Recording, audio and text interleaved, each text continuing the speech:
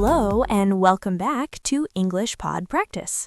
Hi everyone, we're really happy to have you here with us today. If this is your first time here, make sure to subscribe to the channel and like this episode. It really helps us keep creating new episodes for you.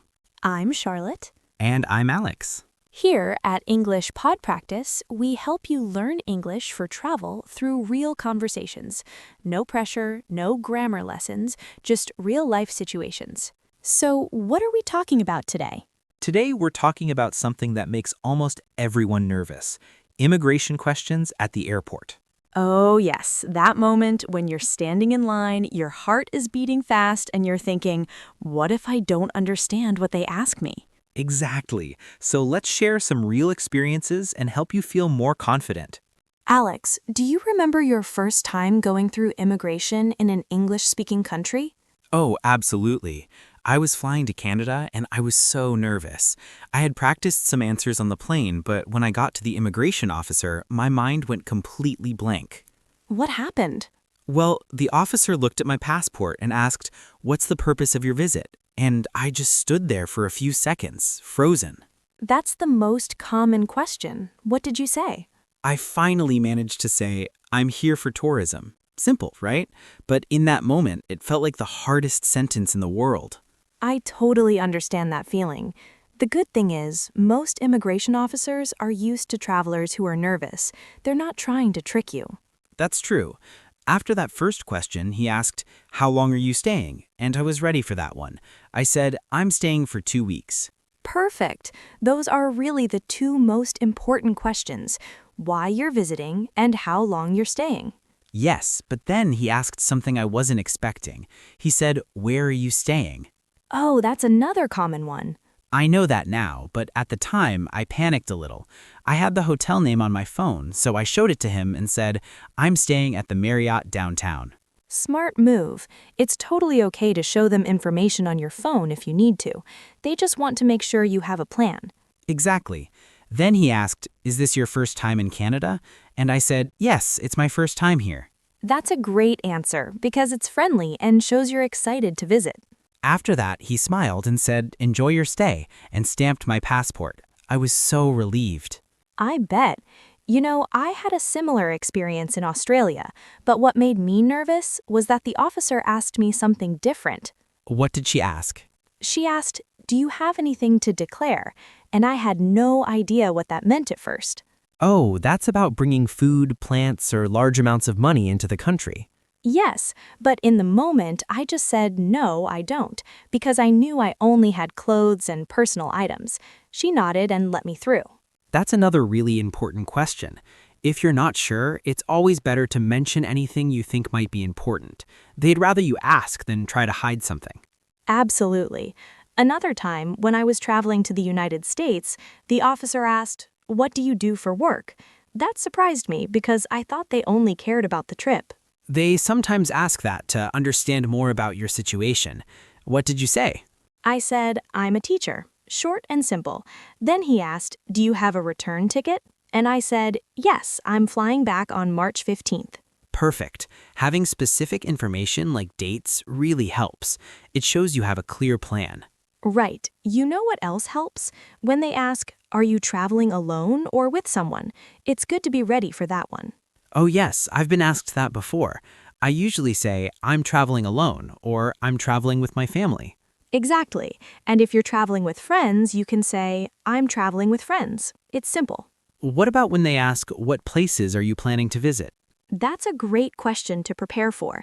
You don't need to list everything, just mention one or two places.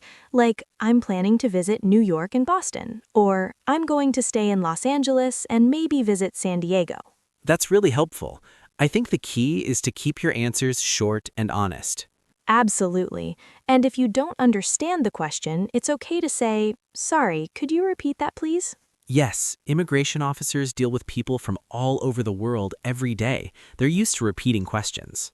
I remember one time I couldn't hear the officer clearly because of the noise in the airport. I said, "I'm sorry, I didn't catch that," and he repeated the question more slowly. That's a good phrase. I didn't catch that. It sounds natural and polite. Another thing that happened to me was being asked, "Do you have any family or friends here?" In Australia, they wanted to know if I knew anyone in the country. What did you tell them? I said, "No, I don't know anyone here. I'm just visiting as a tourist," and that was fine. They just want to understand your connections to the country. Makes sense. What if someone is visiting family? What would they say? They could say, "Yes, I'm visiting my cousin," or "I'm staying with my friend who lives here." Just be honest about it. Right. Honesty is really the most important thing. Even if your English isn't perfect, as long as you're telling the truth, everything will be okay. I completely agree. And you know what? After going through immigration a few times, it gets so much easier. Oh, absolutely. Now when I travel, I actually feel confident answering these questions. It's almost routine. The first time is always the scariest, but once you know what to expect, it's really not that bad. And the feeling when they stamp your passport and say, "Welcome to," it's amazing. Yes, that moment when you know you made it through and your trip is officially starting. So, for anyone listening who's nervous about immigration, just remember they're going to ask about why you're visiting, how long you're staying, where you're staying, and maybe a few other basic questions. And keep your answers short, clear, and honest. You don't need to give long explanations. Exactly. And if you need a moment to think, that's okay too. Take a breath and answer when you're ready. The immigration officers aren't there to test your English. They're there to make sure everyone entering the country is safe. That's such an important point. It's not about perfect English, it's about communication. And now, let's go over some of those key phrases we mentioned so you can feel even more prepared. Okay, so let's quickly review some of the most important phrases that came up in our conversation.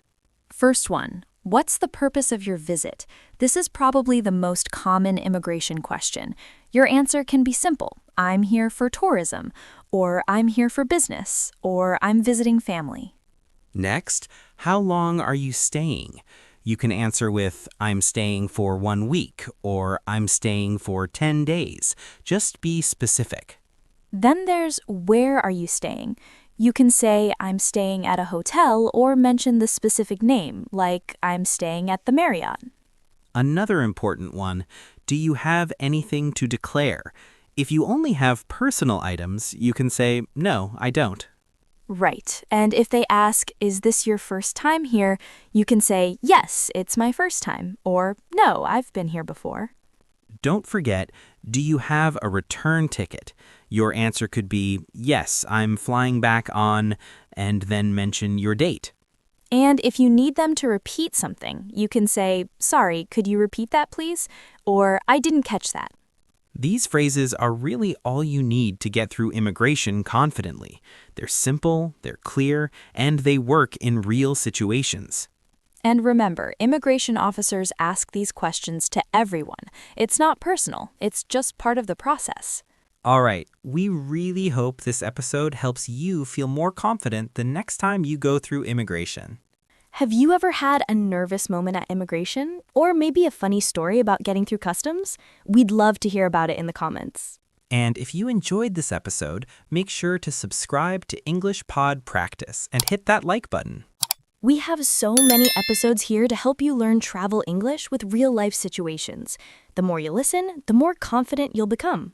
You don't need perfect English to travel. You need real English, and that's exactly what we're here to help you with. Next time, we're talking about how to survive airport check-in in English, another moment that can be a little stressful. So make sure you come back for that one.